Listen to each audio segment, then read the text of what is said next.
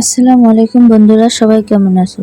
আজকে তোমাদের মাঝে পাটায় বেটে দুইটি ভর্তা রেসিপি নিয়ে হাজির হলাম। তো চলো মূল রেসিপিতে যাওয়া যাক। এখানে কতগুলো ছোট ছোট আলু নিয়েছি।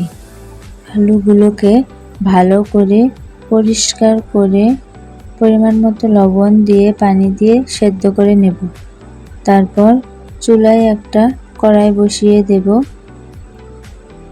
তাতে একটু হলুদ দিয়ে দেব।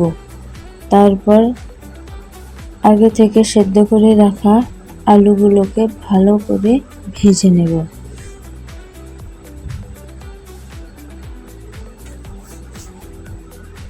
আলুগুলোকে ভালো করে ভেজে নেওয়ার পর তাতে পেঁয়াজ কুচি এবং দুইটা কাঁচামরিচ দিয়ে আরেকটু ভেজে নেব।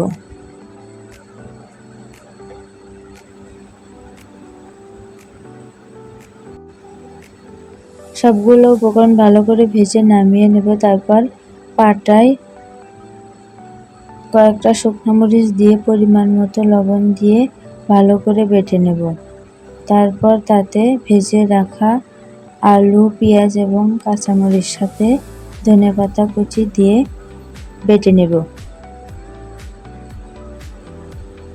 সবগুলো উপকরণ ভালো করে বেটে নেওয়ার পর তাতে পরিমাণ মতো সরিষার তেল দিয়ে ভালো করে মাখিয়ে নেব। এই পর্যায়ে আমাদের আলু ভর্তা রেডি। তারপর চলো অন্য রেসিপিতে যাওয়া যাক। চুলায় একটা কড়াই বসিয়ে দিয়ে তাতে পরিমাণ মতো তেল দিয়ে দেব। তেলে সামান্য পরিমাণ হলুদ দিয়ে দেব। তারপর তাতে আগে থেকে পরিষ্কার করে রাখা চিংড়ি মাছের মাথা দিয়ে দেব।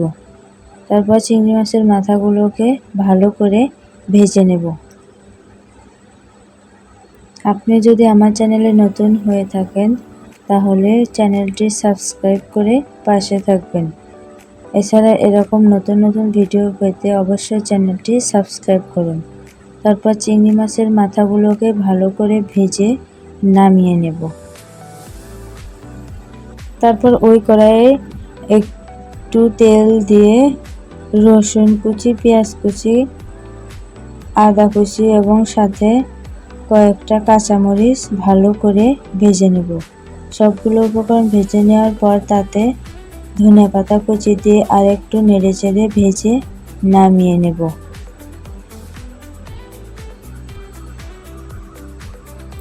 তারপর একে একে সবগুলো উপকরণ পাটায় বেটে নেব। প্রথমে শুকনো মরিচ দিব কয়েকটা, তারপর তাতে পরিমাণ মতো লবণ দিয়ে দেব এবং ভেজে রাখা চিংড়ি মাছের মাথাগুলো দিয়ে ভালো করে বেটে নেব। ভালো করে বেটে নেওয়ার পর তাতে ভেজে রাখা পেঁয়াজ, রসুন, আদা এবং কাঁচামরিচের সাথে ধনেপাতা এগুলোকেও বেটে নেব। সবগুলো উপকরণ ভালো করে বেটে নেওয়ার পর তাতে সামান্য সরিষার তেল দিয়ে ভালো করে মেখে নেব। মেখে নেওয়ার পর তারপর পরিবেশন করব। আজকে এই পর্যন্তই। আগামীকাল নতুন আরেকটি ভিডিও দেখার আমন্ত্রণ রইল। সে পর্যন্ত ভালো থাকবেন, সুস্থ থাকবেন। আল্লাহ হাফেজ।